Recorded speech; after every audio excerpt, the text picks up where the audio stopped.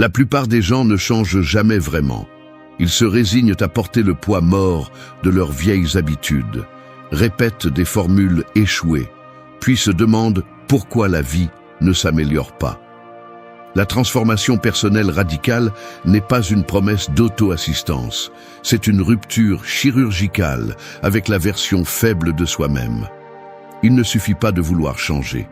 Il faut enterrer les excuses, cesser de chercher la motivation et adopter la discipline comme seule boussole. Personne ne viendra te sauver de tes propres tendances autodestructrices. Le seul chemin possible est de prendre un contrôle absolu et de faire taire la voix intérieure qui justifie le statu quo. La réalité est simple, soit tu exécutes avec une brutalité honnête, soit tu répètes le cycle jusqu'à vieillir sans changer. Le stoïcisme n'est pas une philosophie de bibliothèque, c'est un système d'entraînement mental pour résister au plaisir facile et supporter la douleur nécessaire. Tu cesses d'être esclave de la dopamine et tu deviens maître de tes actions. Le coût du changement est élevé, mais le coût de rester le même est insupportable. Si tu n'es pas prêt à perdre quelque chose, confort, validation, vieilles amitiés, tu ne gagneras rien de réel non plus. Parle moins, fais plus. Tu n'as besoin ni de permission, ni d'applaudissements pour te reconstruire. Il y a un moment où tu décides de ne pas revenir en arrière. Ce moment peut être aujourd'hui. Si tu comprends cela, tu es déjà un pas plus près de devenir quelqu'un d'irrécognizable pour ton ancien moi. La discipline est la seule véritable forme de liberté. Si tu veux un changement définitif, prépare-toi à payer le prix. 1. Rompe tout lien avec ton ancien moi. Si tu ne romps pas avec ton ancien moi, tu l'entraînes comme une chaîne invisible qui sabote chaque pas. C'est aussi simple que ça. Il n'existe pas de transformation réelle tant que tu continues à négocier avec les habitudes, les peurs et les pensées qui t'ont condamné à l'immobilisme. La version qui t'a amené ici n'est pas seulement inefficace, c'est ton principal obstacle. Arrête de te mentir en espérant qu'une motivation spontanée te sorte du trou. Cette personne, celle qui procrastine, celle qui justifie chaque échec, celle qui cherche des excuses pour ne pas agir, doit mourir. Oui, mourir. Parce que si tu continues à lui donner de l'oxygène, elle te consume de l'intérieur. Le changement radical commence par un renoncement brutal, couper de racines tout lien avec l'identité qui te rend faible. Il ne s'agit pas d'une transition tiède ou de petits ajustements. Tu as besoin d'une amputation psychologique. Es-tu prêt à payer le prix? Parce que cela ne se paie pas en mots ni en intentions, mais en actions inconfortables et décisions douloureuses. Chaque fois que tu répètes la même routine, que tu parles de la même manière, que tu penses de la même façon, tu te sabotes. S'accrocher à ces schémas, c'est comme signer un contrat avec l'échec. Tant que tu tolères de petites permissions, des excuses minimes, le vieux toi se renforce. Tu n'es pas spécial. Personne ne l'est face à l'inertie de sa propre médiocrité. La rupture exige une coupure totale. Habitude, environnement, même relation si nécessaire. Si tu t'entoures de personnes qui renforcent ta paresse ou ta compassion pour toi-même, tu choisis de rester le même. Ne cherche pas à adoucir le processus. Le confort est le refuge de ceux qui ne changent jamais. La phrase est simple, la version faible doit cesser d'exister aujourd'hui. Pas demain, pas lundi, pas après un dernier essai. Aujourd'hui. L'ancien toi cherchera toujours à revenir, car l'esprit est accro à ce qui est connu, même si cela te détruit. C'est pourquoi chaque jour nécessite une décision consciente et agressive. Ne pas dialoguer avec cette partie de toi qui demande une trêve, qui cherche de petits plaisirs immédiats, qui veut reporter l'effort réel. L'auto-illusion est le piège le moins cher et le plus coûteux qui existe. Si tu répètes les mêmes excuses, tu fabriques un futur identique au passé. La discipline est le seul outil pour briser ce cercle. L'action est le marteau qui détruit l'ancien moule. Tu n'es pas tes pensées faibles, ni tes impulsions automatiques.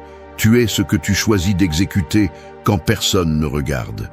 Personne ne viendra te sauver de toi-même. Soit tu romps avec ton ancien moi, soit tu deviens son otage.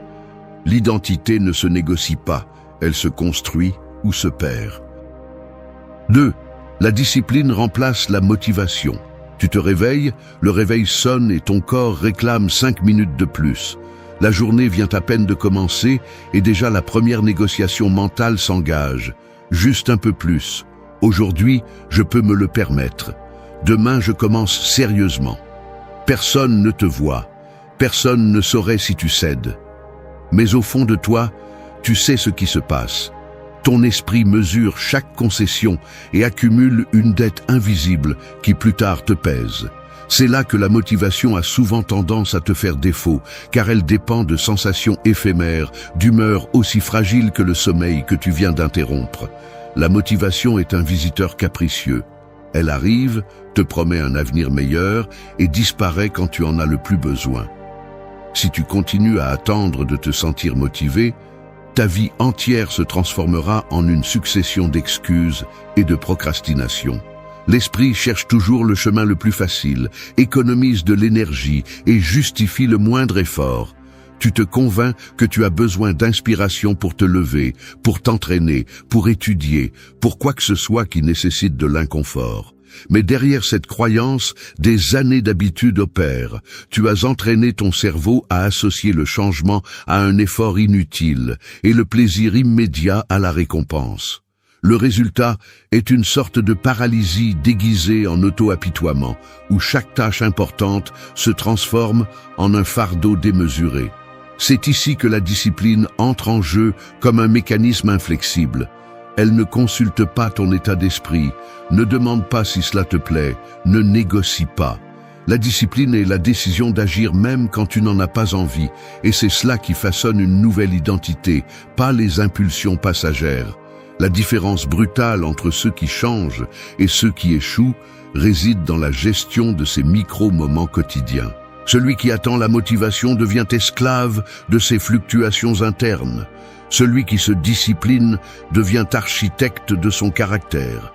Et oui, au début, ça fait mal. La discipline est inconfortable, impopulaire et presque toujours solitaire. Mais chaque fois que tu exécutes une action correcte sans ressentir de désir, tu crées une fracture dans l'ancien schéma. C'est un entraînement qui reprogramme tes circuits jusqu'à ce que faire ce qui est juste devienne la norme et non l'exception. Voici le secret que personne ne veut accepter. La motivation est un luxe que tu ne peux pas te permettre. La discipline est la dette que tu dois payer chaque jour. Il n'y a pas de magie derrière une vie transformée, juste l'accumulation silencieuse de décisions difficiles, prises seules.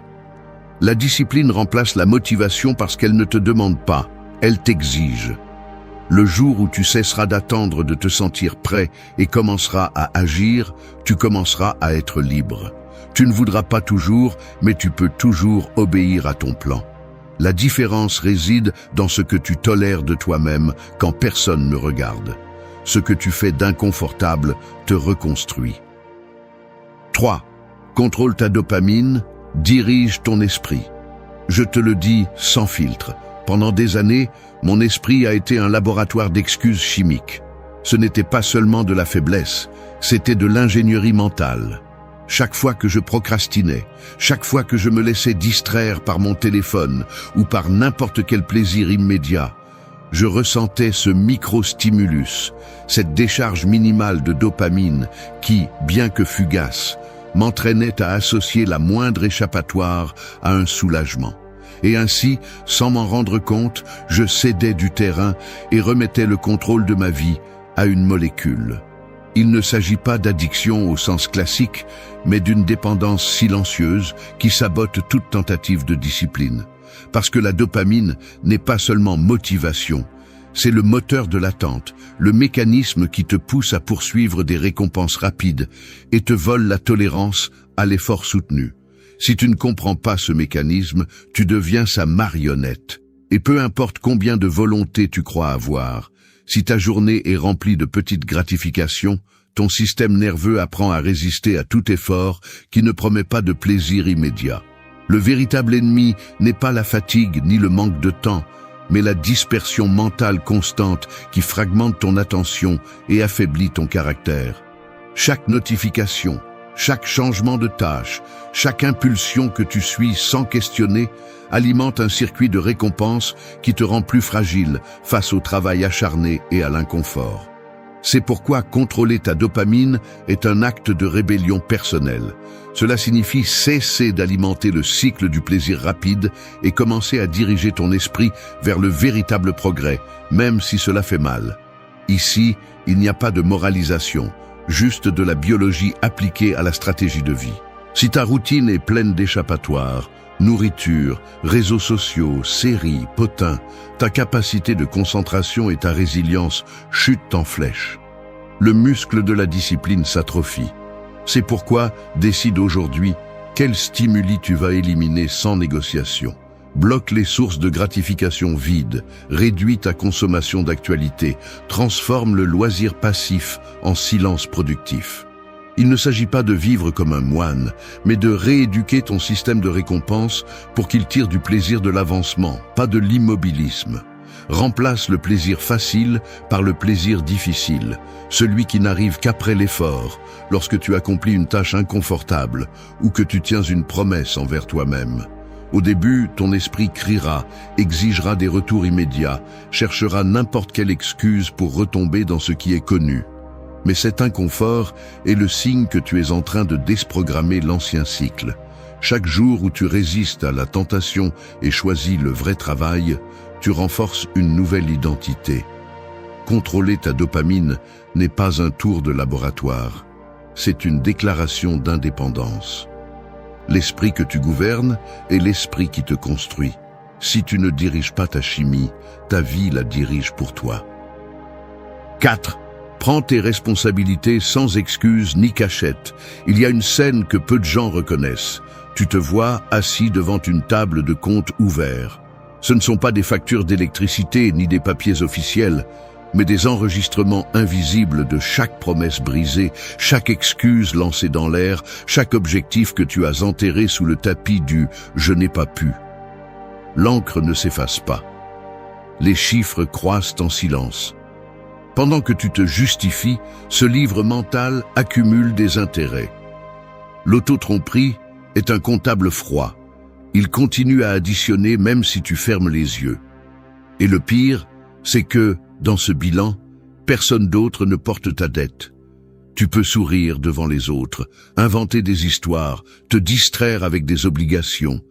Mais dès que tu éteins la lumière, tu te retrouves seul, avec ce que tu as réellement accompli et tout ce que tu as choisi de remettre à plus tard. Il n'y a pas de cachette. Le poids, tu le sens sur tes épaules, dans ta mâchoire serrée avant de dormir, dans ton estomac quand tu te rappelles ce que tu as promis de changer il y a des mois. La responsabilité radicale signifie regarder ce solde sans filtre et accepter qu'il n'y a pas d'autre signature dans ces enregistrements que la tienne. Cela se remarque même dans les détails. La façon dont tu évites certains appels, comment tu repousses des conversations inconfortables, la manière dont tu regardes du coin de l'œil le calendrier en sachant que tu te mens sur les délais. C'est un langage corporel silencieux, mais brutal. L'évasion se dessine dans les gestes, dans la tension du dos, dans la façon dont tu te justifies par inertie. La véritable transformation ne commence pas par une déclaration publique, ni par des phrases motivantes, mais par l'acte privé d'assumer chaque erreur, sans raccourcis mentaux ni récits adoucis. Quand tu fermes toutes les sorties, quand tu cesses de chercher des coupables externes, ce tranchant inconfortable de la responsabilité s'affûte. Et oui, ça fait mal. Mais cette douleur est la seule qui pousse en avant. La douleur de l'excuse ne fait que t'enfoncer plus profondément. Prends tes responsabilités sans excuse ni cachette. Personne ne paiera ta dette à ta place.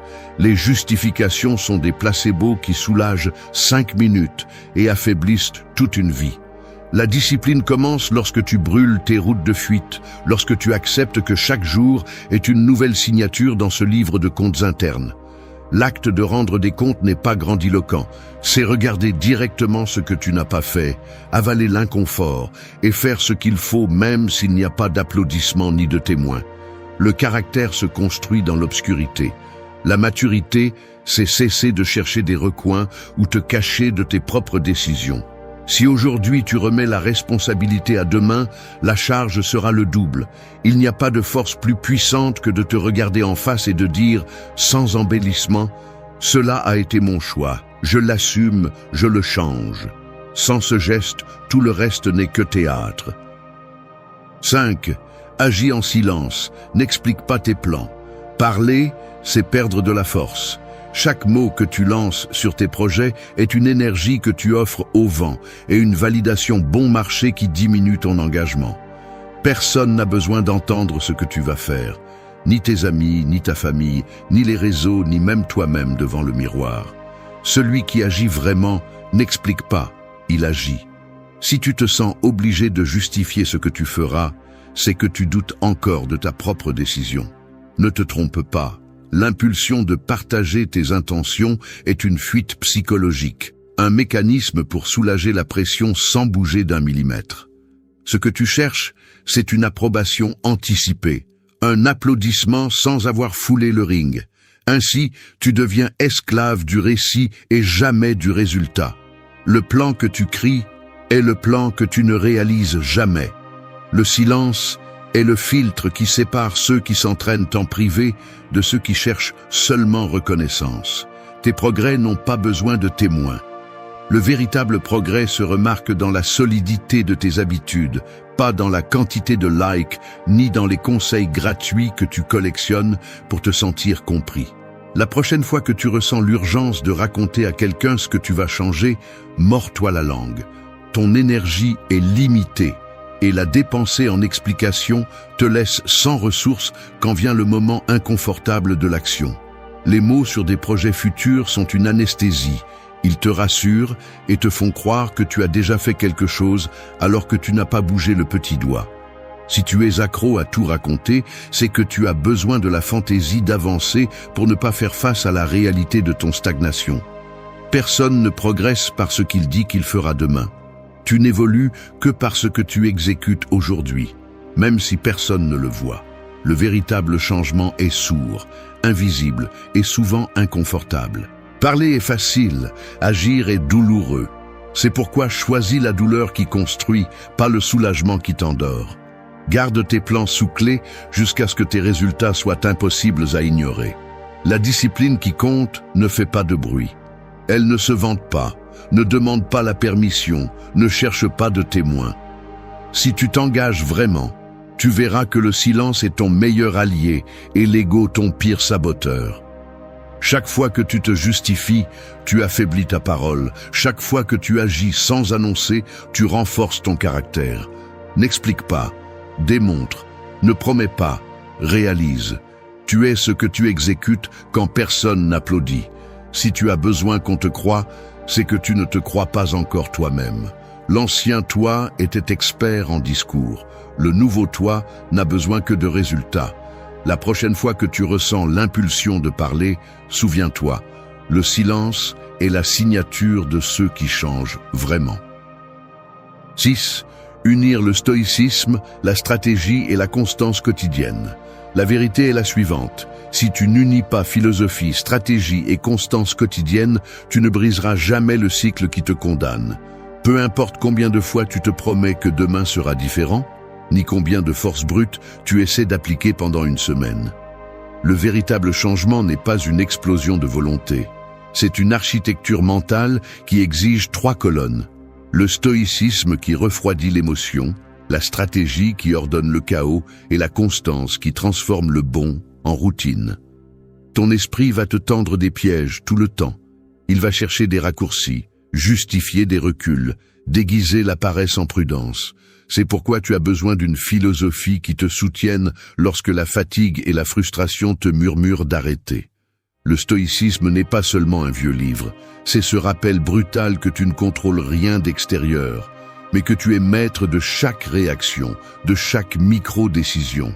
Il ne s'agit pas de résignation, il s'agit d'entraîner le muscle de l'indifférence face à ce qui ne dépend pas de toi. Chaque fois que tu t'arrêtes pour penser à ce que les autres pensent, aux circonstances, à la chance, tu jettes ton énergie par la fenêtre. Celui qui se discipline à l'intérieur crée une base inébranlable. Mais la philosophie sans stratégie n'est qu'un réconfort intellectuel.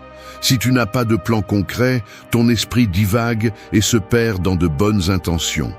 Le cerveau a besoin de structure. Si tu ne lui donnes pas un cadre, il invente des excuses. C'est pourquoi définis tes actions la veille, réduis l'improvisation au minimum et anticipe tes propres pièges. Un jour sans agenda est un jour perdu pour l'ancien toi. Ce qui n'est pas planifié est reporté. La stratégie est la différence entre répéter des schémas et avancer même d'un pas. Et c'est là qu'intervient la constance. Non pas la constance romantique des phrases motivationnelles, mais la constance rude et sans gloire de faire de même quand tu ne veux pas, quand cela ne se voit pas, quand le seul témoin est toi. L'habitude est la seule preuve d'un engagement réel. Ce que tu répètes te construit ou te détruit. Reconnais-le. Ton plus grand ennemi a toujours été le manque d'intégration entre ce que tu penses, ce que tu planifies et ce que tu exécutes. Si tu n'alignes pas ces trois niveaux, tu tombes dans l'auto-illusion déguisée en réflexion. Le caractère se forge dans la répétition quotidienne de petites actions qui semblent insignifiantes, mais qui à long terme accumulent un poids irréversible. La discipline est la somme de 1000 décisions inconfortables. Le stoïcisme est ton bouclier, la stratégie ta carte, la constance ton moteur. Personne ne le fera à ta place. Choisis la douleur de la discipline, ou vis en portant l'inconfort éternel du remords. Sans l'union de ces trois principes, tu seras toujours otage de ta version la plus faible. L'identité ne s'improvise pas, elle se répète. 7. Construis une identité avec des victoires minimales. Tu regardes l'horloge après une longue journée et presque sans y penser, tu sautes la dernière tâche que tu avais promis d'accomplir. Cela ne semble pas grand-chose. Une page de ce livre, 10 minutes d'exercice, répondre à un email en attente. Demain, te dis-tu, tu te rattraperas. Mais ce petit écart est la brique avec laquelle tu construis la version qui échoue. Voici le cœur du problème. L'identité ne se construit pas avec de grands gestes, ni avec des discours, mais avec l'accumulation microscopique de ces victoires minimales ou de ces défaites invisibles. Chaque fois que tu choisis d'accomplir ne serait-ce qu'une seule action inconfortable, même sans témoin ni conséquences immédiates, tu changes la structure interne de ton caractère. Le muscle de la discipline ne se développe pas avec des intentions grandioses, mais avec la répétition presque mécanique de ces petits actes qui semblent ne rien modifier, mais qui en réalité transforment tout. L'erreur la plus fréquente est de sous-estimer le pouvoir du petit. L'esprit recherche toujours des résultats drastiques, des transformations spectaculaires, car l'ego a besoin de preuves évidentes pour croire que tu vaux plus qu'hier. Voici le truc psychologique. Lorsque la seule mesure valable est le progrès gigantesque, l'échec devient inévitable et la frustration s'installe. Mais si tu fais de gagner ne serait-ce qu'une bataille minuscule chaque jour une norme, tu commences à pirater le système. Le cerveau, par conception, répond à l'accumulation de réussites, pas seulement aux grands jalons. Si tu répètes des comportements corrects, même s'ils sont ridiculement modestes, tu renforces le circuit qui associe ton identité à l'accomplissement, pas à l'excuse. La constance est le résultat de l'accumulation de petites décisions alignées, pas de rafales héroïques. Il y a une mécanique simple derrière cela. En exécutant une victoire minimale, par exemple, en ne sautant pas le verre d'eau au réveil, en ne reportant pas cet email, en ne laissant pas le lit défait, tu apprends à ton esprit que tu es quelqu'un qui accomplit, pas quelqu'un qui négocie. L'effet est cumulatif et, avec le temps, irréversible. La confiance ne naît pas de promesses, mais de preuves quotidiennes, même triviales. Si aujourd'hui tu accomplis une seule chose inconfortable, demain il te sera plus facile d'en accomplir deux. Ainsi, l'identité se recalibre par répétition. Ta parole a du poids, même si personne ne l'entend. Fais-le petit, fais-le inconfortable, fais-le tous les jours. Ne sous-estime pas la valeur de la victoire minimale. C'est la base sur laquelle repose tout le progrès réel. Si ta journée se termine et qu'au moins une bataille a été gagnée contre la paresse, la dispersion ou le doute, la tendance a déjà changé. La nouvelle identité se construit à l'abri des regards, sur le terrain invisible de ce que presque personne n'est prêt à exécuter. La discipline naît dans le détail. Si tu es incapable de gagner dans le petit, tu ne gagneras jamais dans le grand. 8. Parle de toi avec force et clarté. Je vais être brutalement honnête. Pendant des années, chaque fois que je parlais de moi à voix haute, j'avais l'impression de signer ma propre condamnation. Je m'écoutais décrire mes plans, mes idées, mes prétendues forces, et je remarquais que ma voix devenait plus faible, plus tremblante, comme si j'essayais de me convaincre de quelque chose que je n'arrivais pas à croire. Dans ces conversations, je baissais presque toujours les yeux, touchais la table avec mes doigts, cherchais n'importe quelle excuse pour justifier mes échecs ou pour embellir ce que j'avais fait. Même lorsque personne ne me questionnait, j'étais déjà sur la défensive, inventant des récits doux pour éviter le poids de ma propre insatisfaction. C'est un geste presque invisible.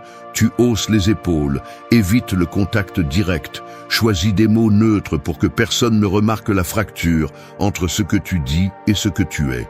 Ainsi, sans t'en rendre compte, tu transformes ton discours interne et externe en un reflet exact de ton insécurité.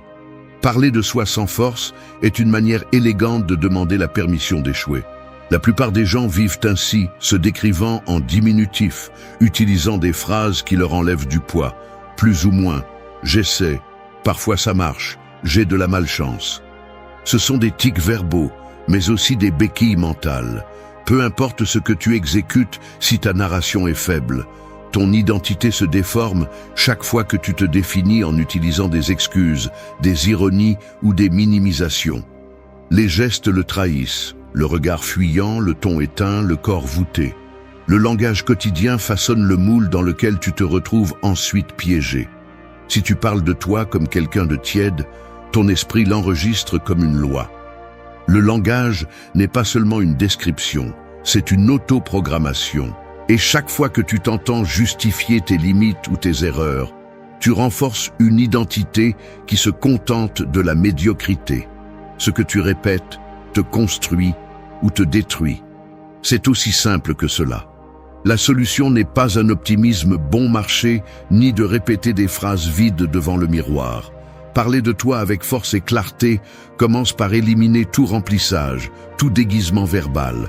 Parle peu, mais quand tu le fais, que ce soit avec des mots clairs, directs, sans embellissement ni diminution. Si quelqu'un te demande comment tu es, réponds ce que tu fais réellement, pas ce que tu rêves de faire, ni ce que tu crains de reconnaître. Ne dis pas « plus ou moins discipliné ». Tu es discipliné dans ce que tu accomplis, et c'est tout. N'utilise pas « parfois ça marche ». Soit tu réussis, soit tu ne réussis pas. Chaque fois que tu choisis des mots, fais-le comme s'ils étaient un investissement qui définit le plafond de ton identité. Parle comme si quelqu'un prenait des notes. Ton caractère dépend de ce que tu te permets de dire de toi-même. Si tu dois te décrire, fais-le debout, sans cacher tes mains, avec une voix ferme et le corps aligné. Ce n'est pas un acte théâtral, c'est un entraînement à la dignité intérieure. La clarté dans le langage est un filtre. Elle sépare la version qui échoue de celle qui se reconstruit. Chaque phrase que tu utilises pour te décrire doit avoir le poids d'une promesse tenue. Les mots faibles te lient au passé. Les mots forts ouvrent l'avenir. Personne ne respectera ton processus si tu le racontes comme s'il s'agissait d'un accident. N'aie pas peur de te voir directement, sans diminution ni embellissement. Ta narration est le premier levier de transformation. Parle de toi comme si tout dépendait de ces mots, parce que c'est le cas. 9. Accepte la douleur et la solitude du changement. Changer vraiment, c'est comme arracher une croûte sans anesthésie. Il n'y a pas de soulagement immédiat, juste une brûlure vive qui te rappelle tout ce que tu as perdu et ce que tu es prêt à perdre. Tu parles de transformation, mais tu es terrifié par l'amputation psychologique que le processus exige. Tu veux la gloire du résultat sans la blessure du chemin. C'est ainsi que fonctionne l'auto-trahison.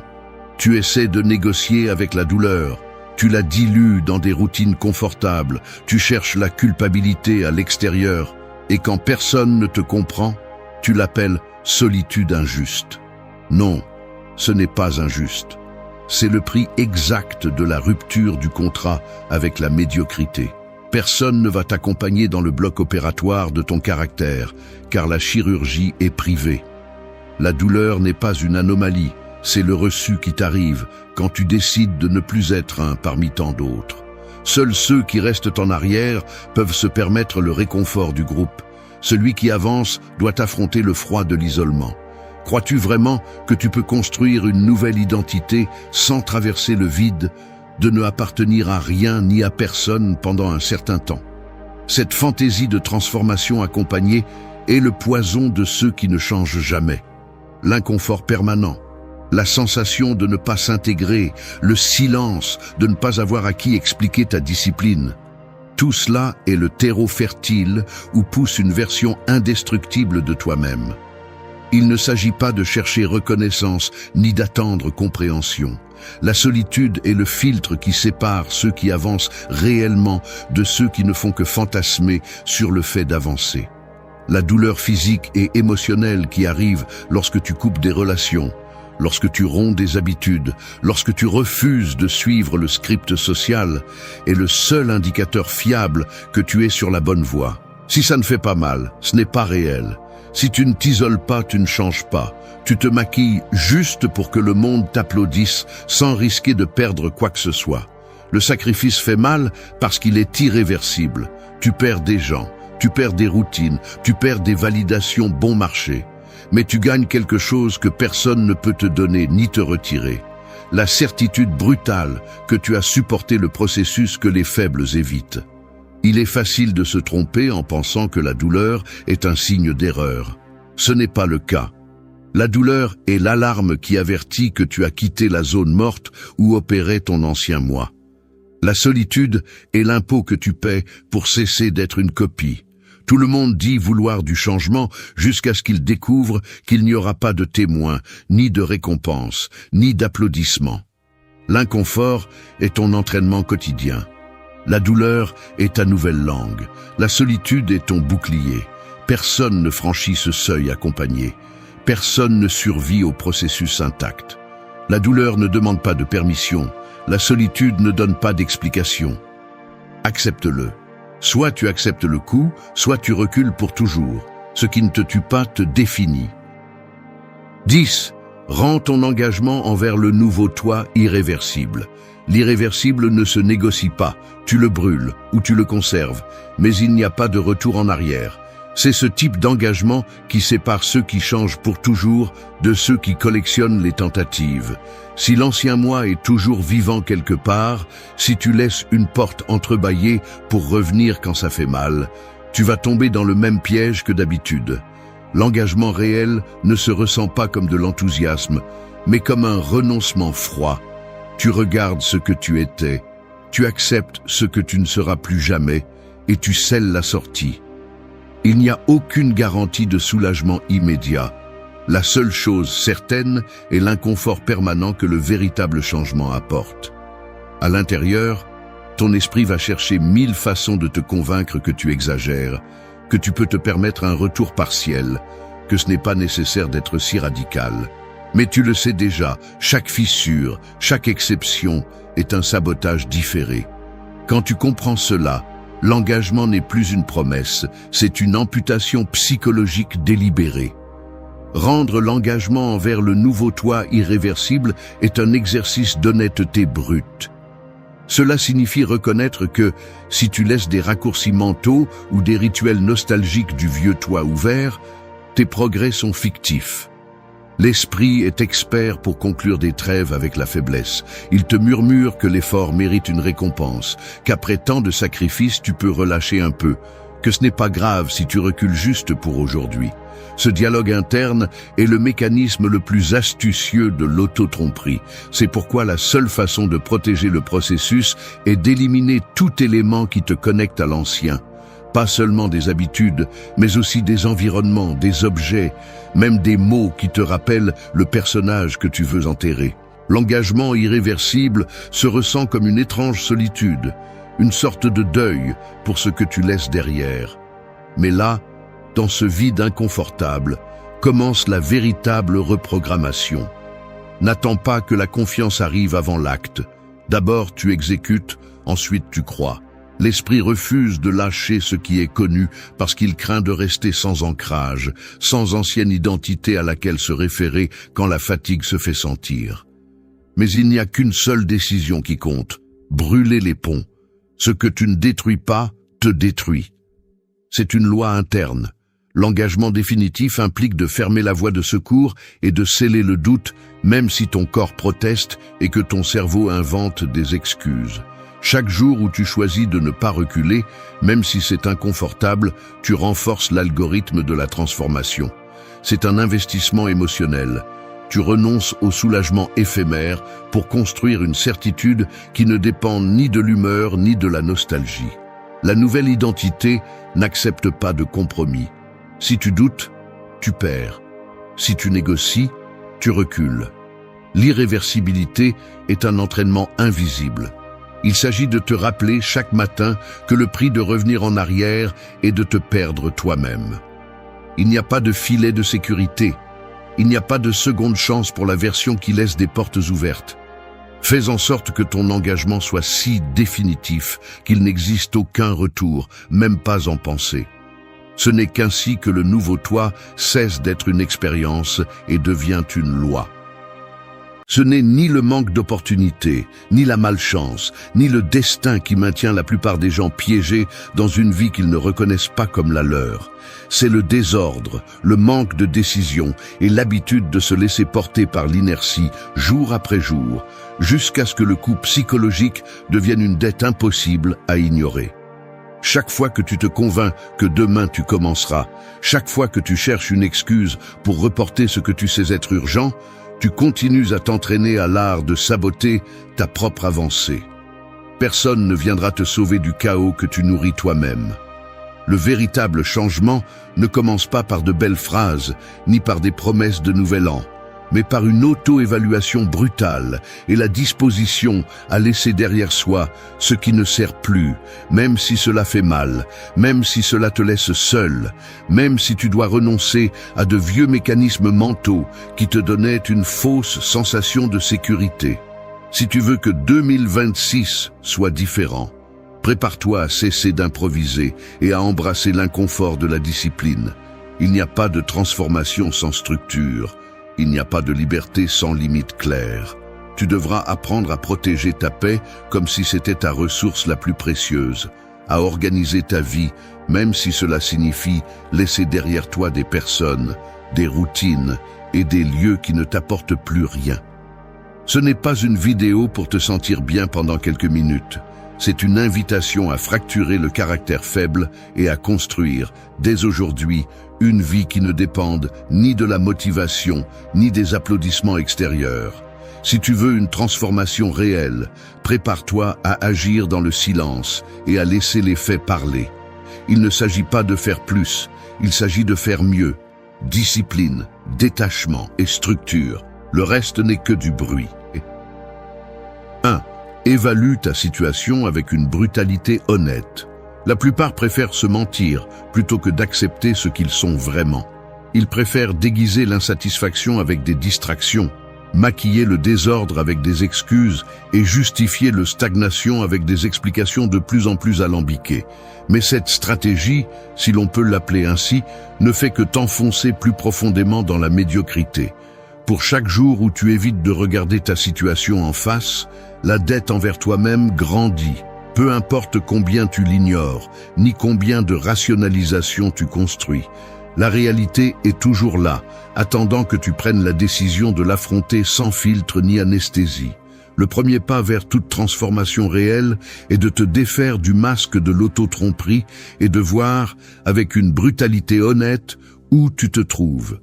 Pas où tu aimerais être, ni où tu penses que tu serais si tout s'était passé différemment. La question centrale est, qu'as-tu vraiment construit jusqu'à aujourd'hui? Quels sont les résultats tangibles de tes décisions, de tes habitudes et de tes priorités? Arrête de répéter que tu fais de ton mieux si au fond tu sais que ce n'est pas vrai. Arrête de te cacher derrière la fatigue, le stress, le manque de temps. Tant que tu continues à justifier ce qui ne fonctionne pas, tu continueras à répéter les mêmes comportements qui t'ont amené ici. Il ne s'agit pas de s'auto-flageller ni de dramatiser, mais d'admettre, sans embellissement, l'état réel de ta vie. Le corps que tu as, la santé que tu maintiens tant bien que mal, l'argent que tu n'arrives pas à conserver, les relations qui survivent à peine, la discipline qui n'apparaît que sous pression extérieure. Combien de ta vie est le résultat de décisions conscientes et combien est simplement de l'inertie? Si cela te fait mal de l'entendre, tant mieux. La douleur est l'alarme qui indique que quelque chose a besoin de changer en profondeur. La brutalité de l'honnêteté personnelle n'est pas de la cruauté, c'est un outil. C'est le scalpel qui coupe l'illusion pour laisser voir la blessure. Personne ne va te sauver de tes propres mensonges. Personne ne va mettre de l'ordre dans ta vie si tu n'as pas le courage de reconnaître le désordre. La clarté fait mal, mais elle libère. Aucun progrès n'est possible si tu insistes à adoucir la vérité sur ton point de départ. C'est le moment de laisser tomber les justifications, de regarder ton solde réel, sans attente ni désir d'impressionner qui que ce soit. Ce que tu ne assumes pas te contrôle. Ce que tu ne reconnais pas pourrit et se multiplie. Si tu veux que 2026 soit différent, commence par te regarder avec la dureté nécessaire pour cesser d'être victime de tes propres distorsions. Ton progrès commence là où le mensonge se termine. 2. Définis ce que tu ne tolères plus. Le réveil sonne et automatiquement, tu tends la main pour l'éteindre. Tu regardes le plafond un moment, repassant mentalement les obligations de la journée. Et dès le départ, tu ressens ce poids familier. La précipitation habituelle, les tâches qui s'accumulent, cette sensation que quelque chose ne va pas, mais tu ne sais pas vraiment quoi. Tu passes devant le miroir et évites de trop te regarder, te convainquant qu'il n'y a pas de temps pour penser à ce qui te dérange. La routine t'entraîne et sans t'en rendre compte, tu finis par accepter de petits inconforts, des renoncements quotidiens, des concessions qui s'accumulent, jusqu'à ce que tout devienne une habitude invisible. C'est ainsi que fonctionne la tolérance au désordre. Ce n'est pas une grande décision, c'est le résultat de 1000 micro-décisions qui ne coûtent pas cher immédiatement, mais qui te vident lentement de ton énergie, de ton estime de soi, de ta clarté. L'esprit est habile à s'adapter à ce qui est familier, même si c'est toxique ou limitant. Si tu permets que l'inconfort devienne la norme, tu finis par cesser de le remettre en question. Tu commences à justifier l'injustifiable, la fatigue perpétuelle, la relation qui te pompe, le travail que tu détestes, le corps qui s'affaiblit parce que c'est la vie. Mais au fond, tu sais que ce n'est pas tant la situation qui te dérange que ta propre permissivité. Ce qui est dangereux, ce ne sont pas les circonstances difficiles, mais tout ce que tu permets de rester quand tu ne devrais plus. Définir ce que tu ne tolères plus n'est pas un acte de colère, c'est le démarrage d'une limite interne. C'est prendre conscience que la tolérance est un investissement. Chaque jour où tu supportes ce qui te diminue, tu laisses moins de place à ce qui te valorise. Le conflit surgit lorsque ton esprit cherche des raccourcis pour ne pas affronter le vide de rompre avec ce qui est connu. La peur de perdre ce qui est à peine stable devient l'excuse parfaite pour continuer à admettre de petites trahisons à ton bien-être. C'est pourquoi tu dois te poser la question avec la même brutalité que celle avec laquelle tu as analysé ton point de départ. Quel comportement, situation ou personne n'ont plus la permission de rester dans ta vie? Il ne s'agit pas de faire une liste, mais de tracer avec détermination ta ligne de non-retour. Il y a des habitudes qui ne méritent pas une autre chance, des environnements qui ne nourrissent que ton insécurité, des pensées qui te maintiennent dans un cycle d'auto-justification. Tu dois apprendre à cesser de négocier avec ta propre fatigue. Ce que tu tolères aujourd'hui, demain deviendra ton standard de vie. La discipline authentique commence lorsque tu cesses de justifier ce qui te fait mal.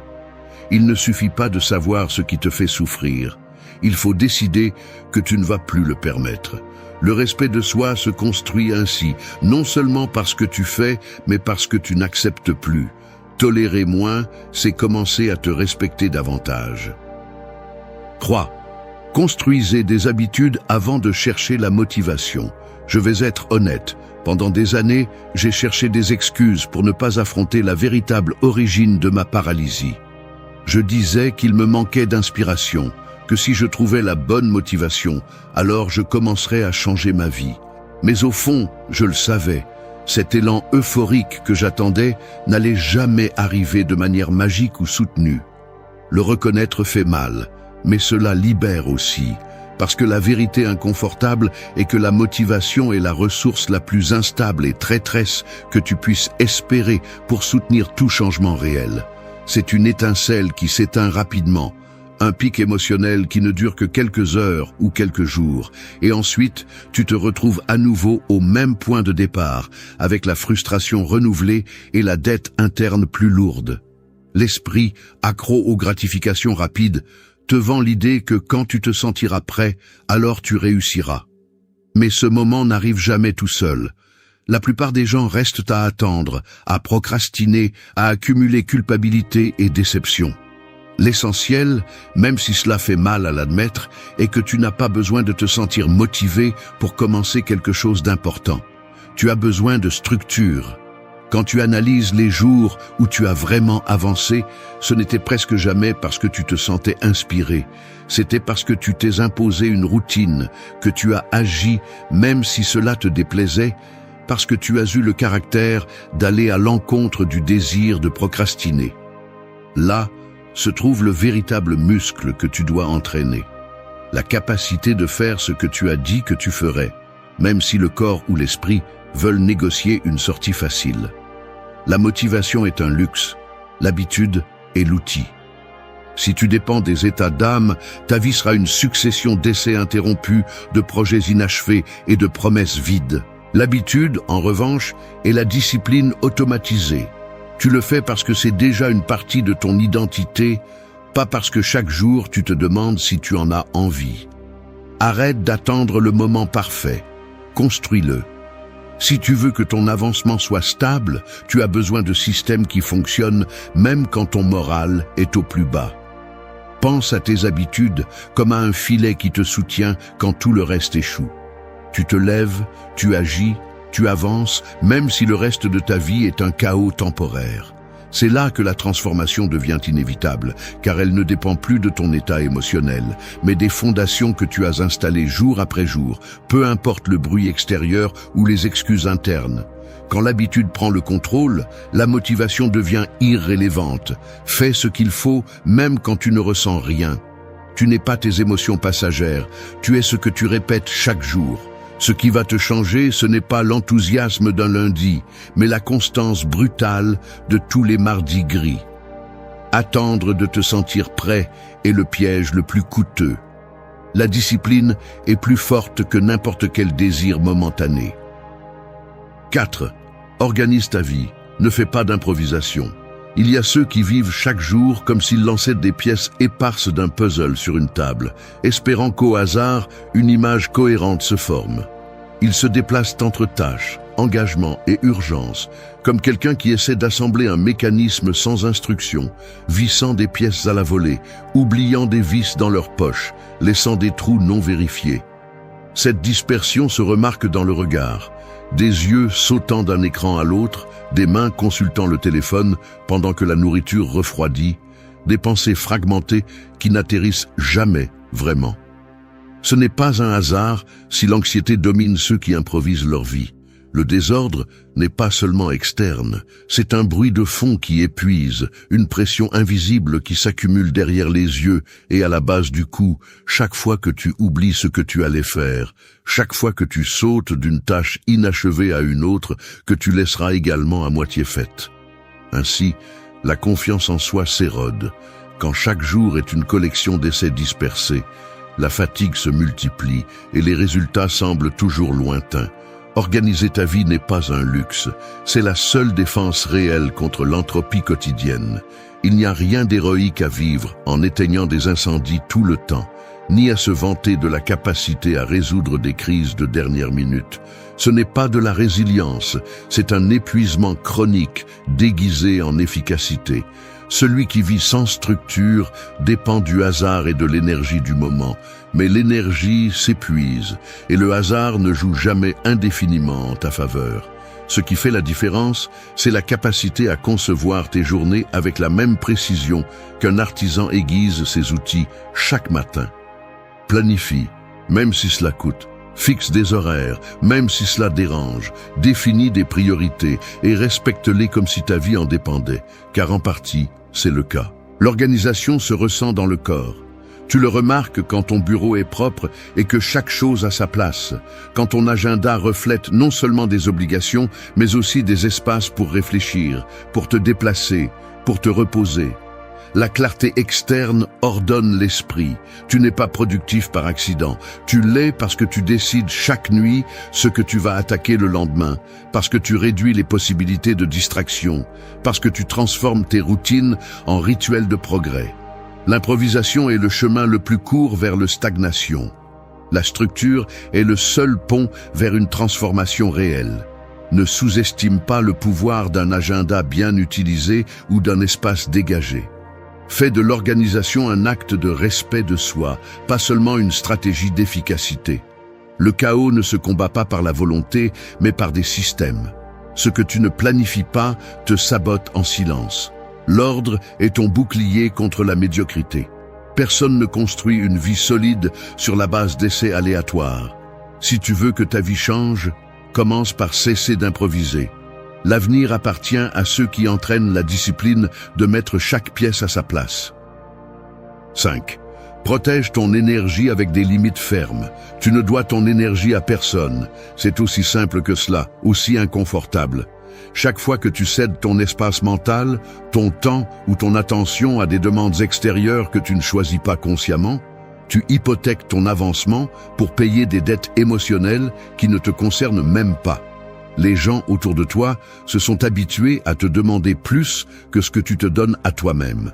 Ils te chargent de leurs attentes, de leurs urgences, de leurs problèmes non résolus, et toi, par habitude ou peur de décevoir, tu laisses la porte ouverte et tu permets à ton agenda de devenir une décharge d'affaires étrangères. Jusqu'à quand vas-tu continuer à offrir tes heures et ta paix pour soutenir le confort de ceux qui ne se soucient même pas de protéger le tien? La vérité est brutale. Si tu ne mets pas de limites strictes, ta vie sera une extension de la volonté des autres, assez de déguiser la soumission en empathie ou l'épuisement en être une bonne personne. Tu n'es pas ici pour être le matelas émotionnel de tout le monde, ni le pompier de chaque incendie étranger. Protéger ton énergie n'est pas de l'égoïsme, c'est une survie psychologique. Tu n'as pas l'obligation de répondre à chaque message, d'assister à chaque invitation, de résoudre des problèmes que tu n'as pas causés, ni de porter des frustrations qui ne te concernent pas. Chaque oui automatique que tu donnes est une renonciation silencieuse à ce qui compte vraiment pour toi. C'est ainsi que se forme la fracture du caractère, en cédant, en acceptant, en permettant. Il ne s'agit pas de devenir insensible, mais de comprendre que ton temps est une ressource non renouvelable et ton énergie, un capital que personne ne te rendra si tu le gaspilles. Si tout le monde a un accès illimité à toi, ta vie devient un terrain public où n'importe qui peut entrer, salir et sortir sans conséquence. Te surprend-il d'être fatigué, dispersé ou sans élan vital ? Ce n'est pas un hasard, c'est le résultat direct de ne pas défendre tes frontières personnelles. Mets des limites. Fais-le même si cela fait mal, même si on t'appelle égoïste, même si on t'accuse d'avoir changé. Changer est précisément ce qui est urgent lorsque tu réalises que vivre en plaisant à tout le monde t'a laissé vide. La paix intérieure ne se négocie pas. Personne ne respectera ton temps si tu n'es pas le premier à le protéger. Arrête de justifier l'épuisement comme si c'était une médaille. Arrête d'accepter des relations, des responsabilités et des demandes qui ne te font que du tort. L'énergie que tu perds dans des batailles étrangères est celle qui te manque pour construire ta propre avancée. Si respecter tes limites dérange quelqu'un, c'est la preuve qu'elles étaient nécessaires. Ne vis pas en fonction de l'approbation de ceux qui bénéficient de ta faiblesse. Le respect de soi n'est pas optionnel. La discipline de protéger ton énergie est le filtre qui sépare l'essentiel de l'irrélevant. La vie ne va pas t'attendre pour que tu apprennes cela par les bonnes manières. Celui qui n'apprend pas à dire non finit par vivre une existence qu'il n'a pas choisie. 6. Détache-toi de ce qui ne compte plus. La vérité est celle-ci. Une grande partie de ce que tu portes ne t'appartient plus, mais tu t'accroches par habitude ou par peur. Tu t'es habitué à avancer avec un poids mort, des relations qui n'avancent pas, des habitudes qui te drainent, des routines qui existent seulement parce que tu n'as pas eu le courage de les lâcher. Il y a une inertie psychologique qui te pousse à défendre ce que tu connais, même lorsque cela te freine. Ce n'est pas que tu ne sais pas ce qui te pèse, c'est que tu te convaincs que tu as encore besoin de cela pour te sentir en sécurité, même si, au fond, tu reconnais que ce n'est qu'un fardeau. L'attachement à l'inutile est l'un des pièges les plus profonds de l'esprit. Tu justifies ce qui ne fonctionne plus parce que le laisser partir semble être une perte, alors qu'en réalité, c'est le seul mouvement qui te libère de l'espace pour quelque chose de mieux. C'est ainsi que fonctionne l'autotromperie. Tu te convaincs que cela changera, que cela sert encore, que mieux vaut le mal connu. Et pendant ce temps, ton avancée stagne sous le poids de l'inutile. Il existe des mécanismes internes qui rendent le détachement difficile. L'un d'eux est la nostalgie de ce qui a un jour fonctionné. Un autre est la culpabilité déguisée en responsabilité. Tu crois qu'abandonner une relation, un projet ou une routine ratée est une trahison, alors qu'en réalité c'est un acte d'honnêteté envers toi-même. La peur de rester seul, de ressentir le vide laissé par ce que tu lâches, te pousse à remplir tes journées d'occupation inutiles et de conversations épuisantes. Il est plus confortable de maintenir ce qui n'apporte plus que d'affronter le silence du nouveau. Mais le confort est un poison lent. Il t'anesthésie et te vole la faim de grandir. Chaque jour que tu retardes la coupure définitive, ton énergie se disperse et ta clarté s'éteint. Reconnaître ce qui ne compte plus nécessite une brutalité d'autosurveillance. Il ne suffit pas de ressentir de l'irritation ou de la fatigue. Tu dois identifier avec précision quelles relations, activités et pensées n'existent que par peur du changement. Il est difficile d'accepter que bien souvent, la majeure partie de ton épuisement provient de ne pas lâcher ce qui est évident. L'attachement est l'addiction à ce que l'on connaît, même si cela fait mal. L'esprit te vend l'idée que quelque chose d'essentiel mourrait si tu coupes les ponts, mais ce qui meurt, c'est la version de toi qui a choisi de rester immobile. Se détacher n'est pas simple. C'est une décision inconfortable qui ressemble à une amputation, mais c'est aussi le seul chemin vers une véritable légèreté. Tu n'as pas besoin de porter tout ce que tu as été. L'avancée nécessite de l'espace, et l'espace se conquiert en laissant aller. La phrase est simple. Ce qui ne compte pas gêne. Ne t'habitue pas à la saturation, ni à la compagnie qui épuise, ni au prétexte qui te diminue. La liberté commence quand tu cesses de protéger ce qui ne fait que prendre de la place. Ta vie ne changera pas tant que tu continueras à défendre ce qui est déjà périmé. Ce que tu choisis de lâcher aujourd'hui est l'investissement le plus courageux pour ton avancée de demain. 7. Agis en silence. Laisse les faits parler. Tu entres dans une réunion et tu entends quelqu'un raconter, avec une fierté à peine dissimulée, chaque petit effort qu'il a fourni durant la semaine. Il détaille ses plans, ses sacrifices, énumère les projets qu'il va commencer, les habitudes qu'il est en train de construire, les limites qu'il envisage de mettre en place. Il ne faut pas longtemps avant que tu ne remarques le schéma.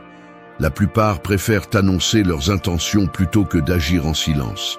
C'est un phénomène presque automatique. Nous recherchons l'approbation pour nos plans avant même de commencer à les exécuter, comme si la validation externe était un avant-goût de la réalisation réelle. Mais ce besoin de raconter ce que tu vas faire est l'un des raccourcis les plus dangereux pour la discipline. le cerveau reçoit une petite dose de satisfaction simplement en parlant de ce que tu vas accomplir, et cela affaiblit l'urgence de le faire vraiment. Ainsi s'installe l'auto-illusion. L'exposition remplace l'action, la promesse occupe la place du résultat, et tu t'habitues à recevoir de la reconnaissance pour des intentions vides. Le mécanisme sous-jacent est clair. Lorsque tu parles avant d'agir, tu transformes l'avancement en un spectacle. Tu cherches des témoins, mais tu deviens dépendant de leurs réactions. Ta motivation cesse d'être interne et se transforme en un reflet de l'attention ou des applaudissements que tu reçois. C'est un piège subtil. Chaque fois que tu exposes ton processus, tu ouvres la porte au jugement et à la pression externe, mais aussi à la complaisance. Si tu reçois des éloges trop tôt, ton esprit interprète que tu as déjà accompli, même si en réalité tu n'as pas bougé une seule brique. C'est pourquoi le chemin le plus solide est celui du travail silencieux. Laisse les faits être ton argument. Personne ne peut discuter avec les résultats. Analyse tes journées. Combien de fois annonces-tu ce que tu vas changer, ce que tu vas laisser derrière, les objectifs que tu penses atteindre, juste pour ensuite te perdre dans des excuses ou dans la routine habituelle? Le temps que tu passes à parler de ce qui vient est un temps que tu voles à la construction réelle. La discipline n'a pas besoin de témoins. La force se cultive en privé, sans le publier, sans chercher des tapes dans le dos. C'est un entraînement psychologique. Tu fermes la bouche, tu baisses la tête et tu exécutes sans bruit. Ainsi, tu blindes ton caractère et évites la dispersion que génère le désir d'impressionner les autres. Le véritable progrès a une seule signature, la preuve concrète. Ce n'est pas ce que tu dis, c'est ce que tu soutiens jour après jour. La conséquence directe d'agir en silence est la solidité interne. Tu ne deviens pas dépendant de la reconnaissance ni vulnérable à la critique. Tu te concentres sur la construction, pas sur la démonstration.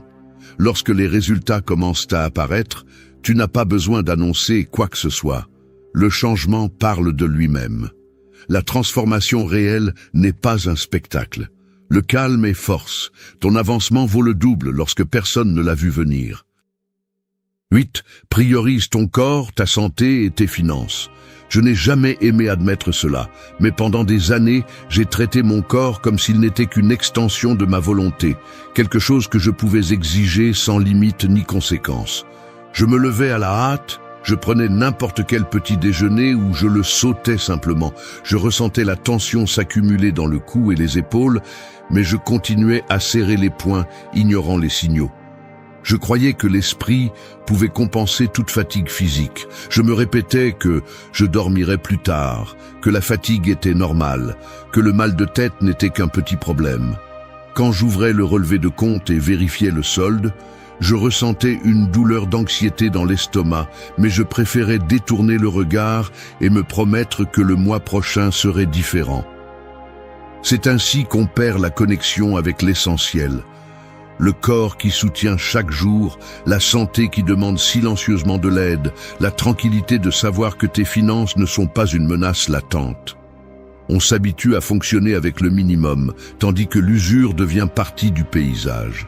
Ce que personne ne te dit, c'est à quelle vitesse cette fragilité se normalise. Tu commences à remarquer que tu manques d'air en montant un court escalier, que tu as du mal à te concentrer après-midi, que la nourriture rapide et le café deviennent des solutions inévitables. Tu vois ton reflet dans la vitrine d'un magasin et tu remarques la fatigue dans ta posture, dans la façon dont tu portes ton sac à dos ou te courbes devant le téléphone. La santé ne s'effondre pas en un jour, elle s'infiltre par de petites négligences, des postures forcées sur la chaise, des nuits mal dormies, des excuses pour ne pas bouger, des factures non vérifiées qui s'accumulent jusqu'à devenir une préoccupation chronique. Il n'y a pas de véritable avancée si la base est fissurée. Tu peux faire semblant d'être fort, mais ton corps et ton argent finissent toujours par révéler la vérité. La discipline commence par les bases. Prendre soin de ton corps n'est pas de la vanité, c'est du respect de soi. Bien manger, bouger chaque jour, dormir suffisamment, ce ne sont pas des luxes, ce sont la structure invisible qui soutient tout le reste. Il en va de même pour tes finances. Chaque dépense irréfléchie, chaque dette que tu ignores, chaque fois que tu remets à plus tard l'organisation de ton budget, c'est une fracture qui s'agrandit. Vivre en mode survie n'est digne de personne qui souhaite avancer. L'autocontrôle ne se démontre pas seulement dans l'esprit, mais dans ce que tu choisis de manger, dans la façon dont tu te rétablis, dans la façon dont tu prends la responsabilité de ton argent. Ton progrès est aussi fort que ta base physique et financière. Ne te trompe pas. Corps faible, esprit dispersé et portefeuille vide sont le trio parfait pour la stagnation. Fais du respect de ta santé et de ton argent une norme, pas une exception. Le corps est ton seul foyer. Tes finances, ta seule défense contre l'incertitude. Sans ces deux piliers, toute tentative de changement profond est une illusion. Ne négocie pas avec ton bien-être fondamental. L'auto-soin n'est pas de l'égoïsme, c'est la racine de toute discipline. La phrase est simple, ton avancée commence par ce que tu choisis de soutenir, pas par ce que tu rêves seulement d'accomplir. 9. Maintiens une stabilité émotionnelle face au chaos. Ton esprit est une machine d'urgence mal calibrée. La moindre étincelle de chaos dans l'environnement active immédiatement des alarmes exagérées, des réactions automatiques, un défilé d'émotions qui rivalisent pour contrôler tes décisions. Si tu laisses cette usine interne fonctionner sans discipline, chaque contretemps, chaque mot mal placé, chaque minime signal d'incertitude devient un incendie qui paralyse ton avancée. Il ne s'agit pas d'être positif, ni de feindre le calme, alors que tu es en train de t'effondrer intérieurement. Il s'agit de comprendre que tes émotions ne sont pas des chefs, mais des indicateurs. Le problème survient lorsque tu confonds alarme et sentence et que tu laisses une réaction émotionnelle momentanée ruiner des semaines d'efforts. Si tu ne t'entraînes pas à la stabilité, tu deviens l'otage de tes propres impulsions. Chaque fois qu'une frustration te tire vers le bas, chaque fois qu'une mauvaise nouvelle te désarme, tu montres que tu n'as pas le contrôle. Tu es juste un passager dans un véhicule sans frein. Ne viens pas avec des histoires du genre « c'est comme ça que tu es » où personne ne supporte autant de stress. Ce récit ne sert qu'à justifier la paresse mentale de ne pas prendre le contrôle. Le chaos sera toujours là, changeant de forme, guettant dans des détails minimes et dans des crises monumentales. La différence entre ceux qui avancent et ceux qui restent bloqués n'est pas l'absence de problème, mais la capacité de résister à la pression sans s'effondrer. Si ta stabilité dépend de l'ordre extérieur, alors tu es fragile. Être fort, ce n'est pas ne pas ressentir, c'est agir avec clarté même lorsque tout dans ton esprit te pousse à réagir comme un animal acculé. Tu n'es pas une victime de ce que tu ressens. Tu peux regarder une émotion inconfortable en face, identifier son origine, la laisser passer sans lui confier le gouvernail de ta journée. La réaction automatique est le reflet de celui qui n'a jamais pris au sérieux l'entraînement émotionnel. Il n'y a pas d'excuse. Si tu as le temps de te plaindre, tu as le temps d'entraîner l'autocontrôle. La maîtrise de soi n'est pas un don. C'est le résultat d'affronter 1000 fois l'impulsion d'exploser et de décider encore et encore que tu ne vas pas donner de pouvoir à ce qui est passager. La stabilité ne signifie pas froideur. Cela signifie que tu ne cèdes pas ta vie à une séquence de décharges chimiques. Ton énergie est trop précieuse pour la gaspiller en crises internes. Maîtrise ta réponse ou la vie te traînera comme un vieux chiffon. Lorsque le chaos externe se multiplie, le véritable filtre est ta capacité à rester ferme au milieu de la pression. Tu n'as pas besoin d'être de glace, tu as besoin d'être maître de tes actes, même lorsque tout en toi tremble. Tu n'es pas ce que tu ressens, tu es ce que tu soutiens sous pression. Le calme est une décision entraînée, pas un accident. Si tu veux que ton avancée soit réelle, commence par faire de ta stabilité émotionnelle une norme, pas une exception de bonne chance. Entraîne ton esprit avec la même sévérité avec laquelle tu exiges des résultats à l'extérieur. Ici, il n'y a pas de raccourci. Celui qui ne maîtrise pas ses émotions finit par être esclave du chaos des autres. 10. Structure ton avancement avec des systèmes clairs. Le chaos est la conséquence directe d'une vie sans système. Aucun avancement n'est possible tant que tu continues à dépendre de l'improvisation et de la volonté comme s'ils étaient des ressources infinies. L'esprit te trompe en te faisant croire que tu peux contrôler le désordre seulement avec de bonnes intentions ou une motivation soudaine. Mais la vérité est que sans mécanisme clair, tout ce que tu essaies se dissout dans la fatigue et la frustration.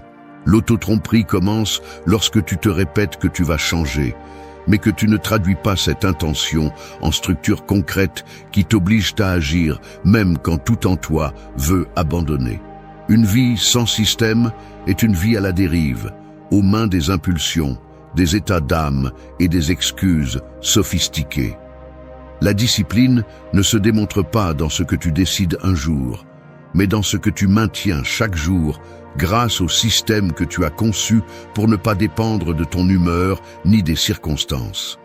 Intérieurement, il est difficile d'accepter que le manque de résultats n'est pas dû à un manque de talent ni à la malchance, mais parce que tu ne t'es jamais arrêté pour construire les règles du jeu qui t'exigent de répondre quand personne ne te regarde.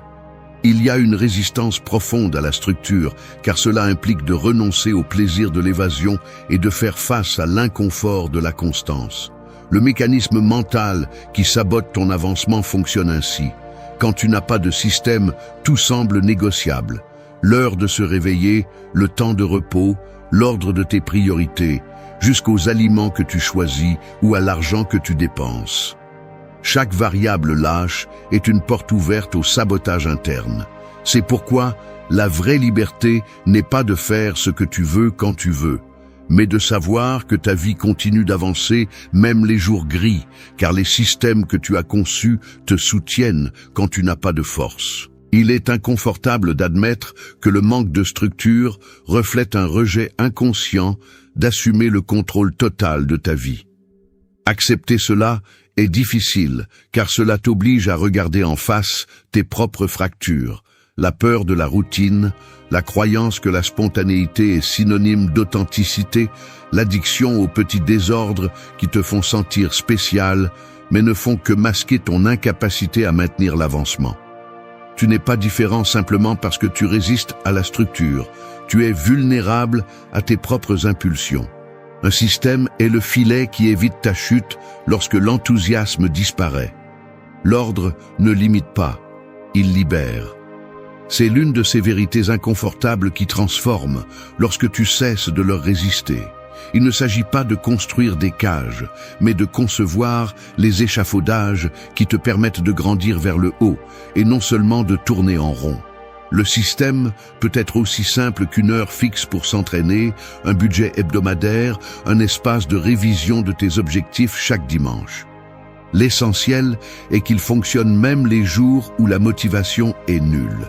C'est là que se joue la différence. Ceux qui avancent le font parce qu'ils ont intégré l'avancement dans leur identité quotidienne et non comme une exception inspirée. Si tu veux que l'année prochaine soit vraiment différente, cesse d'attendre des miracles et commence à construire des systèmes qui t'exigent d'agir même quand tu n'en as pas envie. La structure ne tue pas la liberté, elle la rend possible. Merci d'être resté jusqu'à la fin de la vidéo. Si vous avez tout vu, commentez « Je suis stoïcien » comme notre signe secret, indiquant que vous êtes un véritable apprenant du stoïcisme. N'oubliez pas de vous abonner et de liker la vidéo si elle vous a plu. Rendez-vous dans la prochaine vidéo et rappelez-vous, continuez à cultiver votre esprit stoïque.